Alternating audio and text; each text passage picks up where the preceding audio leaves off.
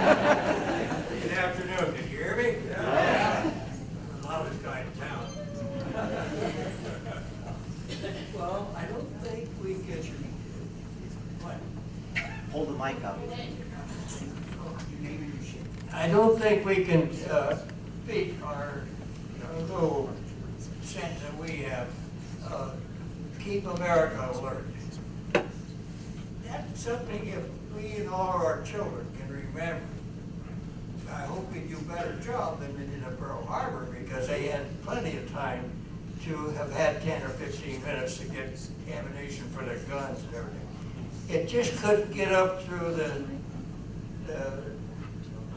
tightrope of Navy regulations. And so anyway, Keep America Alert is, to me, we couldn't have been better. Couldn't have been better. But carrying it out. What Pearl meant to me, my ship, the Enterprise, was out of Wake Island, taking a lot of my buddies and Marine pilots out there to Wake Island. So Halsey was alert. He was trying to get, and he had the Lexington, my first carrier. He was out to Midway taking Marine pilots, planes. So we were doing certain things that we should be doing. But that particular morning, I come in, I and the Chief Petty Officer were over there to get Luke Field. The Army Air Force gave us Luke Field as a landing strip for our carrier aircraft. We couldn't, they give us a strip, but we had no supplies for them, we had nothing else.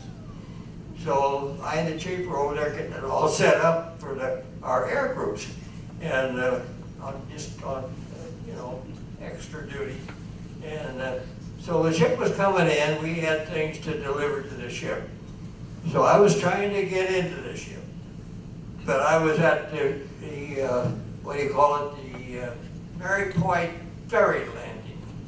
When those planes come in, they come right down the Mary Point ferry landing, Mary Point Channel, and headed towards Battleship Road. And that's where you could see all of Battleship Road, like a wide screen movie. And I thought it was my Enterprise plane, but it wasn't. Next thing I know, I saw things dropping off of those aircraft. Then I raised my eyes up a little higher. And then that's when I saw the big red meatballs on their wings and on their fuselage. And then I said, oh my God. And gosh, I knew what else. But anyway, I knew we were under attack. And you just freeze in place for a bit. And then the Arizona blew. When she blew, all the black smoke went out from the mountains and blew it out towards the ocean. So these stinky planes would bomb, and then they would come up and wiggle back and forth in that black smoke, trying to get it out from under any gunnery fire, which wasn't too much. And I finally get over to we had a lull in between, two ways. And during that lull, we did get the ferry underway.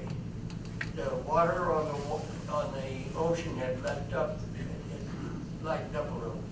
But at first, we were afraid to go out there because we had just refueled the ferry.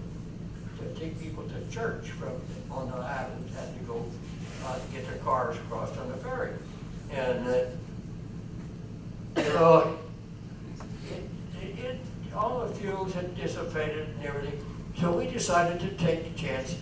So west we went to Fort Island. And we landed right at the stern of the old prune barge. In case you don't know what the old prune barge was, that was the USS California. And it had just sunk down in the mud. It didn't capsize or anything.